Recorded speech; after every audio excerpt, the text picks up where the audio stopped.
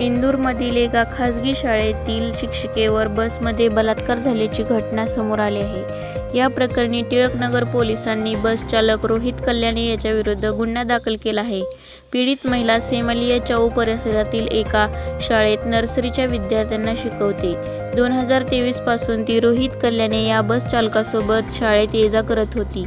त्यांच्यात मैत्री झाली होती. सुरुवातीला दोघांमध्ये फोनवर गप्पा भेटीगाठी वाढल्या. मागील वर्षी सप्टेंबर महिन्यात गणेश चतुर्थीनिमित्त मंदिरात गेलेल्या वेळी रोहितने तिच्या पाण्यात नशा मिळवली आणि ती बेशुद्ध झाल्यानंतर त्याने मैत्राच्या खोलीत तिच्यावर बलात्कार केला. त्यावेळी त्याने तिचे आक्षेपार्ह फोटो काढले.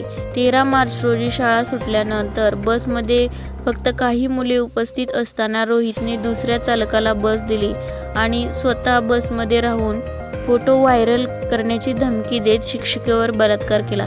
सततच्या ब्लॅकमेलिंगमुळे मानसिक तणावात असलेल्या शिक्षिकेने तिच्या लग्नानंतर काही दिवसातच स्वतःच्या कपड्यांना आग लावली. कुटुंबियांनी तिला तात्काळ चोईथराम रुग्णालयात दाखल केले. या घटनेनंतर पीडितेने तिच्या कुटुंबियांना संपूर्ण प्रकार सांगितला आणि अखेर पोलीस ठाण्यात तक्रार दाखल करण्यात आली आणि हा गुन्हा दाखल झाला.